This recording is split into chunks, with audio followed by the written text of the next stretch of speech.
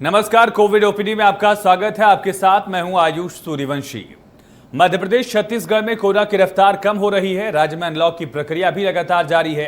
हालांकि सरकारें अभी भी सावधानी बरतने की अपील कर रही हैं और ऐसे में इंडिया न्यूज ने ओपीडी की शुरुआत कर एक ऐसी पहल की जिसके तहत आप घर बैठे डॉक्टर से बातचीत कर डॉक्टर से कोरोना के संक्रमण से बचाव को लेकर सलाह ले सकते हैं। आज हमारे साथ डॉक्टर भुवनेश्वर गर्ग जुड़ रहे हैं जो आपके सभी सवालों का जवाब देंगे।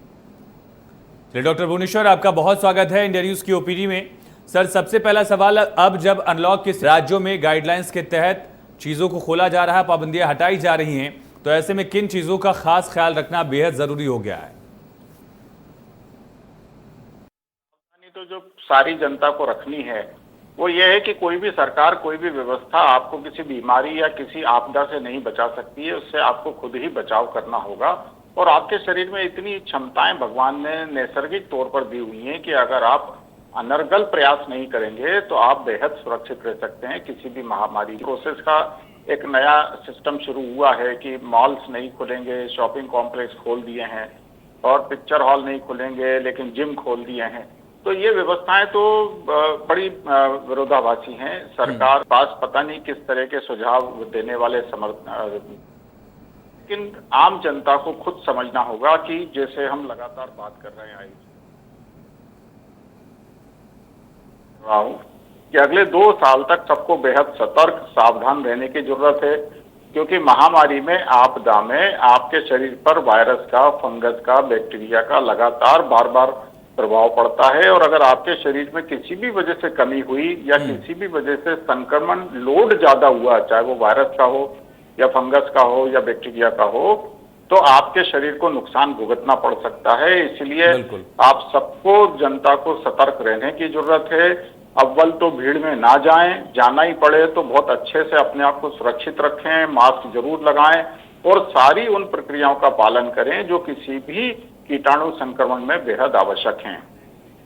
डॉक्टर भुवनेश्वर, इसके अलावा जो पोस्ट कोविड दिक्कतें आ रही हैं उसको लेकर किस तरह से अब सतर्क रहना होगा, खुद को मॉनिटर कैसे करते रहना है, क्या सिम्टम्स हैं, इसे कैसे समझा जाए? देखिए, कोविड को हम एक जनरल ब्रॉड कैटेगरी में अब रख रहे हैं, क्योंकि कोविड एक तरह से सिर्फ एक वायरस से संबंधित नहीं रह गया है। ये आपकी इम्यूनिटी कम होने पर बाकी कीटाणुओं के संक्रमण से भी जुड़ गया है, जिसमें हम बैक्टीरिया की या फंगस की बात कर रहे हैं।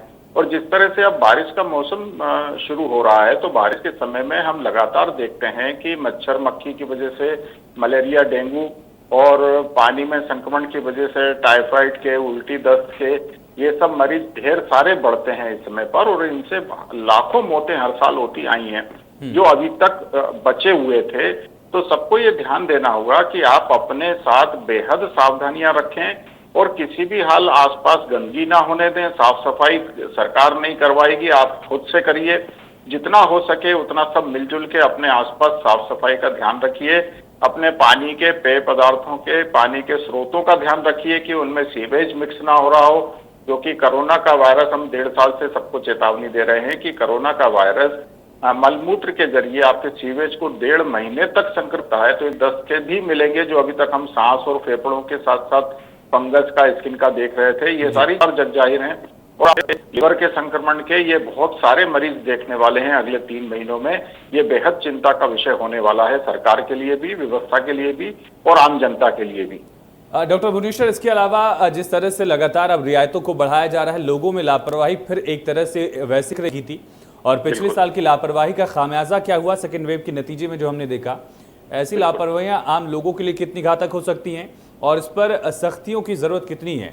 आपने कहा कि हमारी सुरक्षा हमारे अपने हाथों में है, लेकिन जब लगातार लापरवाहियां बढ़ती जाती हैं तो उसका नतीजा बहुत बुरा हो जाता है कई दफे। जी बिल्कुल बिल्कुल, मैं आपकी इसी बात को और थोड़ा सा आगे बढ़ाता हूं कि जिस तरह से महामारी के पैटर्न चलते हैं, दुर्भाग्य यह है कि सरकार में बैठे लोगों ने महामारियों के इन पैटर्न्स का कोई आकलन नहीं किया और उनके हिसाब से कोई व्यवस्था बनाने की कोशिश नहीं की। देखिए, आप पहले तो ढील दे देते हैं, फिर आप उठा के एकदम से सख्ती कर देते हैं, नतीजा क्या निकलता है? दोनों तरफ से कोई फायदा नहीं होता। हमें जब ये तीसरा लॉकडाउन लेना पड़ा और जब हमने देखा कि दूसरी महामारी में बहुत ज्यादा संक्रमण फैला, अब वो आंकड़ों की नुराकुश्ती थी कि फर्जी रिपोर्टें थी कि अस्पतालों की लूट थी, मैं अब उस विषय पे नहीं जाऊंगा क्योंकि वो पूरे पब्लिक डोमेन में है और हर किसी को मालूम है कि क्या खेल खेला गया। लेकिन मेरी चिंता इस बात की है कि जो गांव-गांव, घर-घर किट में एंटीबायोटिक्स और स्टेरॉइड्स की बहुत हैवी टॉक्सिक पेन किलर्स की गोलियां, बुखार की गोलियां पहुंचा दी गई और उसकी वजह से जो आम बीमारियां थी, जो नॉर्मल तौर पे हमारे सबके साथ रहती हैं, उन बीमारियों ने एक तरह से अब पूरी ताकत लगा दी है फैलने के लिए, जिसमें हम रेजिस्टेंट टीबी के केसेस, रेजिस्टेंट टाइफाइड के केसेस, उल्टी दस्त के केसेस ये सब बहुत देखने जा रहे हैं। और देखिए एक बहुत छोटी सी बात है कि अगर हम कोई सख्ती की बात करते हैं तो हमें मालूम था कि प्लेग की बीमारी हो, चाहे ब्यूबेनिक की बात हो, चाहे हैजा कॉलरा की बात हो जिसमें लाखों मौतें हुई थी, तो ये 2-2, 3-3 साल तक इनके 2-3 लगातार पैटर्न आए थे, पीक आई थी। ये आकलन करके इसके ऊपर काम किया जाना चाहिए था। और अभी जिस तरह से लॉकडाउन करके फिर दोबारा से भीड़ को खोल दिया गया है पूरा, तो हम सब जगह देख सकते हैं कि कहीं भी जगह नहीं है। ऐसा लग रहा है कि जैसे सब बिल्कुल चक्का जाम की स्थितियां हो रही हैं, लोग निकल पड़े हैं बेफिक्र होके। बजाय इसके हमको 2 साल का प्रोग्राम बनाना चाहिए था। मैं अभी भी निवेदन करता हूं मेरे माननीय प्रधानमंत्री जी से, शिवराज सिंह जी से, कि 2 साल के लिए अभी भी सख्ती से प्रोग्राम बनाइए, बेहद जरूरी इसेंशियल सर्विसेज को लागू करिए, बाकी सबको सख्ती के साथ बंद करिए। अभी किसी चीज की जरूरत नहीं है, क्योंकि अभी आप कोविड के एक वायरस से परेशान हुए हैं और इसके तो करीब करीब 250 म्यूटेशन आ चुके हैं। हम रोज देख रहे हैं कि नए नए म्यूटेशंस के ऊपर गंभीर बातें हो रही हैं कि ये वायरस का ये संक्रमण जो डेल्टा वायरस आ गया, डेल्टा प्लस आ गया, ये बहुत 400 गुना संक्रामक है। उसके साथ हम फंगस देख रहे हैं, उसके साथ हम दूसरी बीमारियां देख रहे हैं। तो ये कब तक चलेगा? ये इसलिए हो पा रहा है क्योंकि हमारे पास कोई स्पष्ट प्लान नहीं है, हमारे पास कोई नीति नहीं है, ना हम उसके ऊपर काम कर रहे हैं। दवा माफिया, फार्मा और अपने 2-4 सलाहकारों के चक्कर में उलझकर हमारे मामा जी पता नहीं कौन कौन सी दवाइयों को किट में घर घर पहुंचा रहे हैं, जिनके ढेर सारे नुकसान होने वाले हैं। तो इसके ऊपर बहुत सख्ती से तुरंत कार्रवाई होना चाहिए। एक स्पष्ट नीति बनना चाहिए कि जिसको जरूरत होगी, अगर वो घर में ठीक नहीं हो सकता तो उसको जगह जगह पर बफर जोन्स बनाकर वहां पर लाया जाए।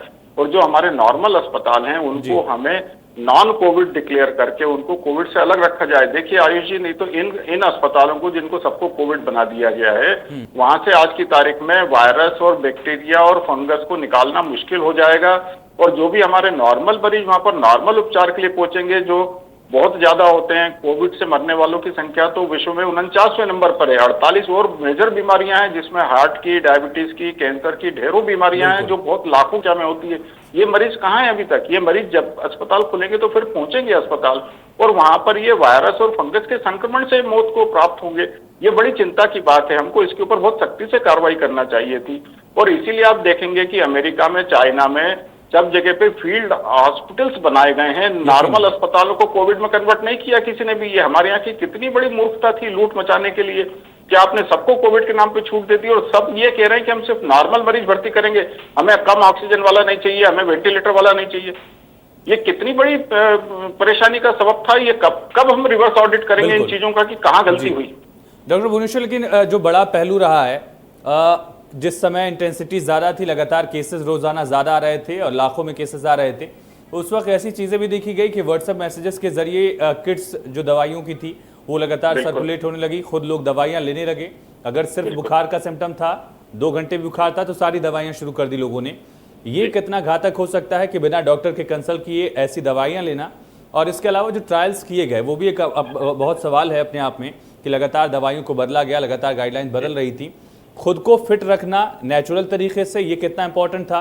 और गलत दवाइयों की प्रिस्क्रिप्शन, चाहे वो खुद ली गई हो या किसी डॉक्टर के जरिए दी गई हो, ये कितना घातक साबित हुआ है? देखिए आयुष जी, हम बिल्कुल शुरुआत से इस तरह के व्हाट्सएप ट्रीटमेंट और ब्लैंकेट ट्रीटमेंट के खिलाफ बहुत सख्त आवाज में अपनी बात कर रहे हैं। और आप देखिएगा लगातार हमने बहुत स्पष्ट तौर पे कहा है। और इसलिए ये सब प्रोटोकॉल्स जो इसलिए मैं दवा माफिया की संज्ञा देता हूं कि ये जानबूझ के करवाया गया ताकि हमारे देश की आबो हवा बिगड़े, हमारे देश में मरीजों की संख्या बिगड़े और उन मरीजों से हम अस्पताल भर सकें। ये बहुत स्पष्ट मेरा आरोप नहीं है, मैं इसके ऊपर सख्ती से बात कर रहा हूं कि ये ऐसा किया गया। और आप देखिएगा इसलिए कि जो दवाइयां कहीं से कहीं तक भी कोविड के पहले 6 वायरस में कारगर नहीं थी, उनके खिलाफ पूरे शोध उपलब्ध हैं कि रेमडेसिविर इबोला में कारगर नहीं हुई थी।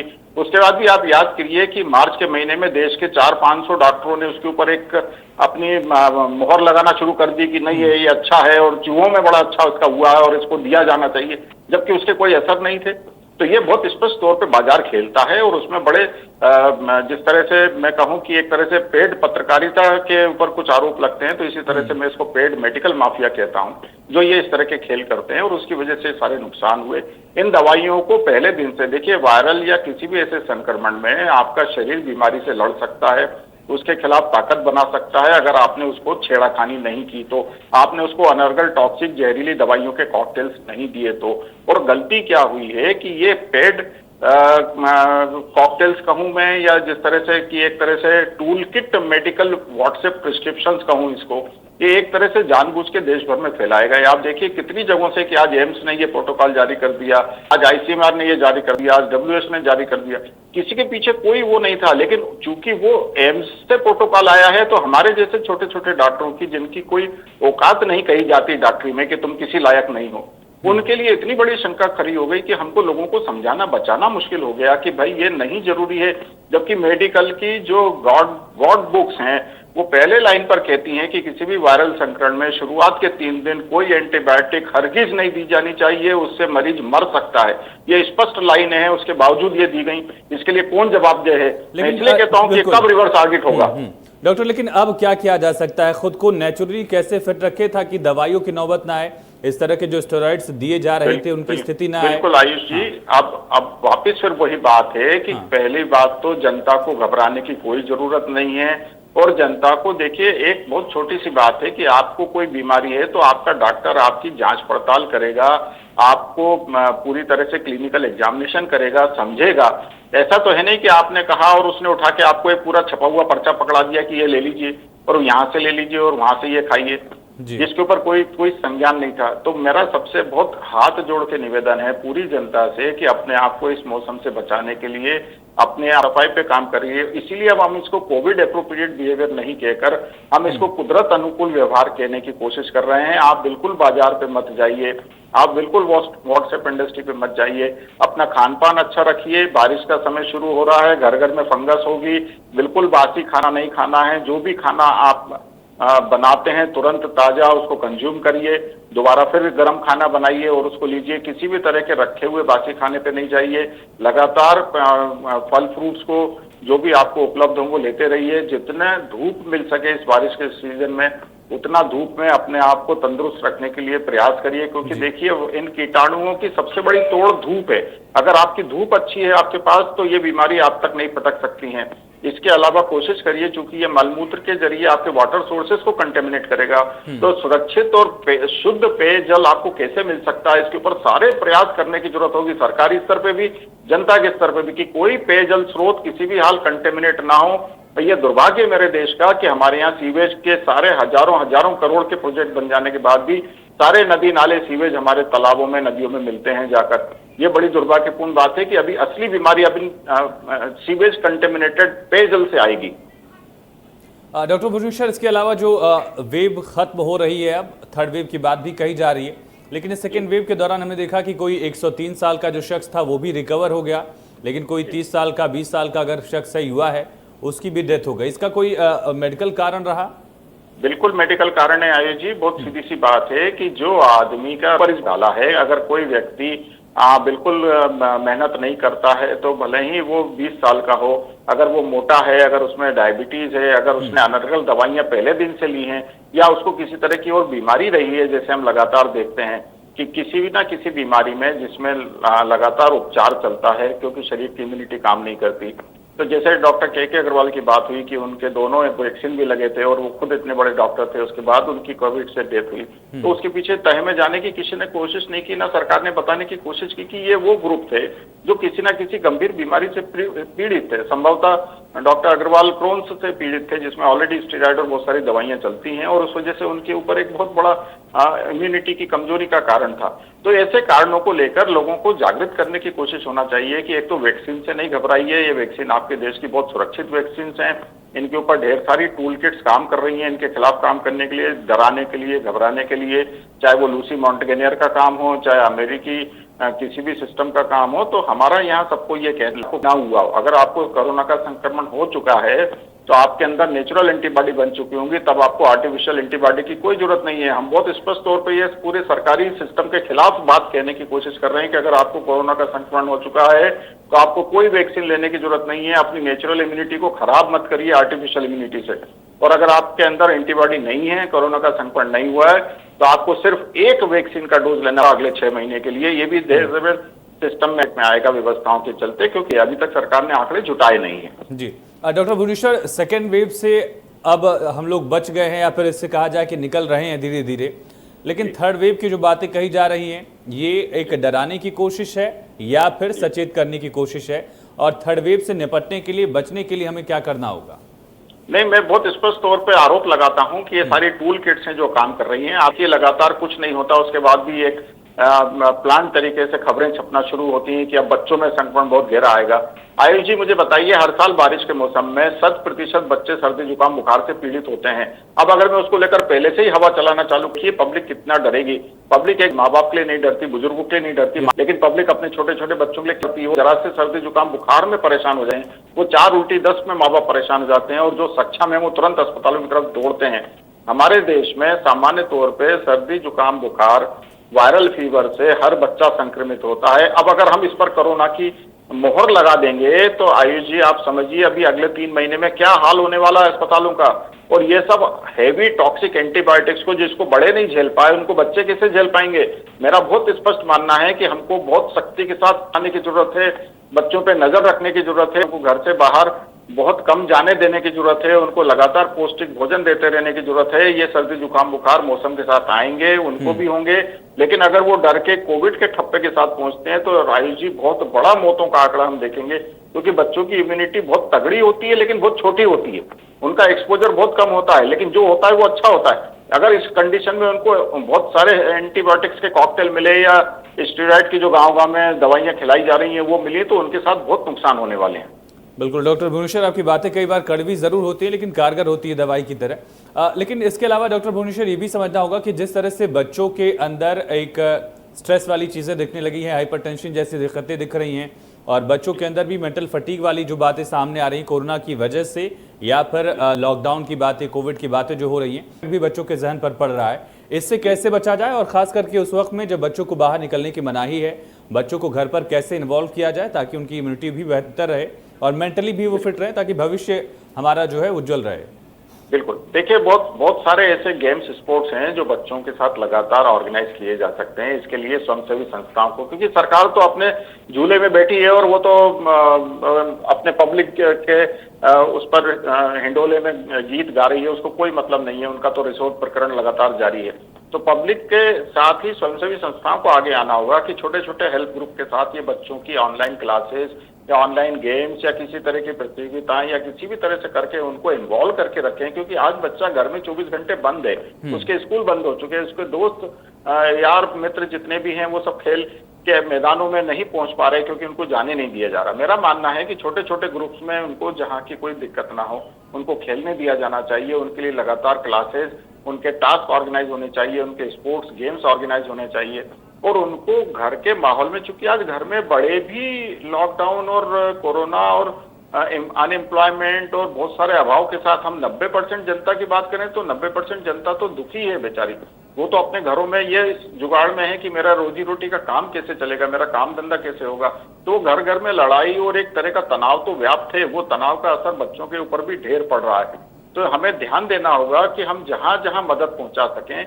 इसीलिए मैंने कहा था कि सरकार अगर हर घर से एक आदमी को भी अपने मोबाइल नेटवर्क में शामिल कर लेगी तो वो उसको शायद बहुत सारी मदद के तौर पर इस्तेमाल कर सकती है और हर घर में हम रोजगार पहुंचा सकते हैं। पर मेरा दुर्भाग्य है कि जैसे आपने कहा मेरी बातें कड़वी होती हैं लेकिन सच्ची होती हैं, तो शायद संभवतः ये कड़वी बातें सुनकर ये लोग कुछ करना नहीं चाहते, जबकि मेरी बातें बहुत निस्वार्थ होती हैं और जनहित की होती हैं और लगातार होती हैं।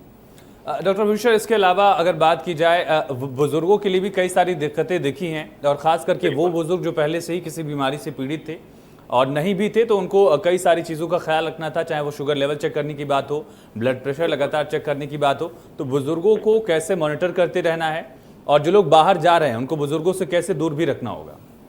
नहीं, बिल्कुल देखिए, जैसे मैंने कहा ना कि आपने सारे अस्पतालों को कोविड डिक्लेयर कर दिया, तो हम लगातार देख रहे हैं कि हमारे बहुत सारे मरीज इस तरह की तकलीफ में हैं कि उनका जो रूटीन उपचार था डायबिटीज का, ब्लड प्रेशर का, हार्ट का, और भी हम किसी भी तरह की ले लें, उनकी जो 50 परेशानियां होती हैं इस उम्र में, तो वो सब इतने हैरान परेशान हैं कि उन्होंने ये मान लिया कि अब घर में जो हो सकता है हमको उसी से अपना उपचार करना है, बाकी कोई व्यवस्था नहीं है। हम इन सबको व्हाट्सएप के साथ, मोबाइल फोन के साथ, वीडियो कॉल के साथ जितना मैनेज करने की कोशिश कर सकते हैं, हमारे सारे शहरों में जहां जहां मैं काम करता हूं, जहां जहां मेरी व्यवस्थाएं हैं वहां पर, तो वहां हम इन सबको मैनेज करने की कोशिश कर रहे हैं और सब बहुत अच्छे से अपने आप को सुरक्षित रख पा रहे हैं। लेकिन हमको ये ध्यान देना होगा कि इन मरीजों के लिए हमको बेसिक व्यवस्थाओं को पुनः तुरंत चालू करने की तरफ कुछ कारगर उपाय करने होंगे, ताकि इनके रेगुलर ट्रीटमेंट्स हो सकें।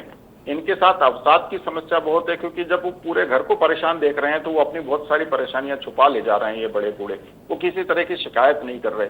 ये बड़ी चिंता की बात है कि अवसाद और ट्रीटमेंट ना मिलना हमारे बहुत सारी सीनियर कैटेगरी के लोगों के लिए आने वाले समय में मुश्किलें खड़ी कर सकता है। घर घर में तनाव, अवसाद तो है ही है, डिप्रेशन बहुत ज्यादा फैल रहा है, बच्चे बहुत ज्यादा चिड़चिड़े हो रहे हैं, और बच्चों में जिस तरह से हम देख रहे हैं कि बच्चों में मोटापा और दूसरी चीजें हैं, क्योंकि उनकी फिजिकल इनएक्टिविटी तो वैसे ही मोबाइल और लैपटॉप की वजह से हो गई थी, बाकी अब लॉकडाउन में और बाकी चीजों को भी हमने रोक दिया, तो दिक्कतें तो खड़ी हो रही हैं। इनके ऊपर सामूल प्रयास करने होंगे। सरकार में बैठे लोगों को निस्वार्थ तौर पे ग्रुप्स बना के ऑर्गेनाइज करने होंगे, बजाय इसके कि वो वहां पर सिर्फ एक चापलूस तंत्र बना के बैठ रहे हैं। डॉक्टर भुवनेश्वर, डाइट की बात भी हमने की कि किस तरह से हेल्दी डाइट लेना जरूरी है और नेचुरल डाइट पर जितना हम ज्यादा निर्भर हो सके, प्रोसेस फूड को कम किया जाए, ये जरूरी है। साथ में बच्चों के लिए न्यूट्रिशियस फूड कितना जरूरी है? कुछ रिपोर्ट्स भी WHO से संबंधित और भी कई रिपोर्ट सामने आई, जहां पर जो बच्चों को पौष्टिक आहार दिया जाता है, खास करके जो गरीब बच्चे हैं, उसकी डिलीवरी में दिक्कतें सामने आई थी फर्स्ट वेव में ही। अभी सेकंड वेव की रिपोर्ट्स नहीं आई हैं, सेकंड वेव में ये चीज़ें और ज़्यादा हैम्पर हुई हैं। ये कैसे बचना होगा इन चीज़ों से, और जो चीज़ें उपलब्ध हैं उनसे न्यूट्रिशियस फूड कैसे मिल सकता है? देखिए, हमारे देश में दैवीय सहूलियतों की बहुत सारी व्यवस्थाएं बनी हुई हैं। भगवान ने हमको 4 मौसम दिए हैं जो किसी दुनिया में किसी और देश के पास नहीं है। भगवान ने हमको ढेर सारी ग्रीनरी दी है, ढेर सारा शुद्ध पेयजल के लिए सैकड़ों नदियां दी हैं। हमने उन सबका दोहन इस बुरे स्तर तक कर दिया है कि वो रहे हैं। अगर हम देखेंगे तो हमारे हर प्रांत में मौसम के हिसाब से ढेर सारे पौष्टिक पदार्थों की भरमार होती है। अगर मैं दक्षिण की तरफ चला जाऊं तो नारियल से लेकर नारियल के ढेर सारे प्रोडक्ट हैं कि वहां की सारी व्यवस्थाएं कायम हो जाती हैं। कोस्टल एरिया की बात करूं तो चावल और मछली से उनका सारा उनको पोषण मिल जाता है। मैं नॉर्थ की तरफ आऊं तो मेरे पास ढेर सारे राजमा, दालें, चावल, ढेर सारी चीजें उपलब्ध हैं। आज मैं अपने प्रदेश की बात करूं तो मेरे यहाँ भी जो मैं खाने की पद्धतियां देखता हूं, मालवा की या बुंदेलखंड की, तो कितनी प्रचुर पद्धतियां हैं जिसमें कोई कमी नहीं है। लेकिन हमने क्या किया है, हमने इन सबको दोयम दर्जे का बोलकर कि ये तो मोटा अनाज है, हमने साइडलाइन कर दिया और हम विदेश का जो जंक फूड है, डब्बा फूड है, हम उसके ऊपर टूट पड़े हैं। तो ये मोटापे का कारण बन रहे हैं, इससे परेशानियां खड़ी हो रही हैं। अगर हम बहुत सीधी सी तरीके से बात करें तो हमारे देश का मोटा अनाज, ज्वार, बाजरा, मक्का, चना अपने आप में प्रचुर तत्व हैं आपको सारा पोषण देने के लिए। और अगर आप उसके साथ थोड़ा सा काला गुड़ इस्तेमाल करते हैं, अगर आप उसके साथ 1 गिलास दूध ले लेते हैं, अगर उसके साथ आप अपने यहाँ लोकल पैदा होने वाली सब्जियां, सलाद की चीजें ले लेते हैं, तो ये आपका पूरा पोषण हो जाता है। डॉक्टर भूषण, चर्चा के आखिर में मैं यही गुजारिश करूंगा कि जिस तरह से आपने कोविड फर्स्ट वेव में सैकड़ों लोगों तक टेलीमेडिसिन के जरिए, फ़ोन के जरिए उनको हिदायतें दी, डॉक्टरी सलाह दी, सेकेंड वेव में संख्या सैकड़ों से उठकर हज़ारों तक पहुंच गई। आगे भी इस तरह से आप लोगों की मदद करते रहें। और कोई संदेश अगर आप देना चाहते हैं, जो दर्शक हमारे साथ इस वक्त जुड़े हुए हैं, कि कोविड से खुद को कैसे बचाएं और क्या आसान तरीके हो सकते हैं खुद को? मेरा बिल्कुल सबको एक स्पष्ट निवेदन है कि बिल्कुल मत घबराइए, और खास तौर से बाजार के इन टूल किट्स के उसमें बिल्कुल मत जाइए। अपना लॉजिक इस्तेमाल कीजिए कि आपके शरीर को किस बात की आवश्यकता है। देखिए, अक्सर लोग इस बात से घबराते हैं। हमको सैकड़ों लोग इस बात के लिए फोन करते हैं कि हमने वैक्सीन लगवा ली, अब हम कौन सी दवा खाएं। अब आप देखिए मिसनॉमर कितना तेजी से चल रहा है कि मैंने वैक्सीन लगवाई तो मुझे कोई गोली खाना है, तो मेरे को बुखार आ गया तो मुझे कोई गोली खाना है, मेरे को कुछ हुआ तो मुझे कोई गोली खाना है। क्यों करना है? आपके शरीर में भगवान ने हजारों तरह की इम्यूनिटी पावर दे रखी है, उसको काम तो करने दीजिए शुरू के 48 घंटे। मैं सिर्फ 48 घंटे मांगता हूं अपने सब दर्शकों से, अपने सब मित्रों से, अपने सब दोस्तों से, अपने सब मीडिया पर्सन से कि मेरे को सिर्फ हर मरीज में 48 घंटे दीजिए, उस मरीज को सेटल होने दीजिए। अगर उसके बाद उसमें कोई तकलीफ बचती है तो तकलीफ के हिसाब से हमको उपचार करना है। जैसे बहुत सीधी सी बात है कि जब तक 102 डिग्री से ऊपर बुखार ना जाए आपको पेन के बुखार की दवा नहीं लेना चाहिए। लेकिन यहाँ 99 फीवर होता है, आदमी गोली खाना चालू कर देता है। आदमी कई बार रिजम्पशन में गोली खाने चाह रहा आएगा, मैं गोली खा लेता हूँ। तो ऐसा नहीं होना चाहिए। आप अपने शरीर को न्यूट्रिशन पदार्थ बहुत देते रहें। अगर आप खा नहीं सकते हैं तो लिक्विड के जरिए देते रहें, ताकि आपके शरीर को ताकत मिलती रहे, बीमारी से वो खुद लड़ लेगा। बहुत शुक्रिया डॉक्टर भुवनेश्वर, आपने इंडिया न्यूज़ के दर्शकों के लिए वक्त निकाला और तमाम हिदायतें दी। इंडिया न्यूज़ भी लगातार आपसे गुजारिश करता है कि वैक्सीन लगवाइए, नियम कायदों का पालन करिए और अपनी सुरक्षा आपके अपने हाथों में है। किसी पर निर्भर रहने से पहले आप अपनी सुरक्षा क्या कर पा रहे हैं, अपनों की सुरक्षा क्या कर पा रहे हैं, ये बेहद ज़्यादा मैटर करता है। फिलहाल इसी के साथ बातचीत में इतना ही। खबरें लगातार जारी बने रही।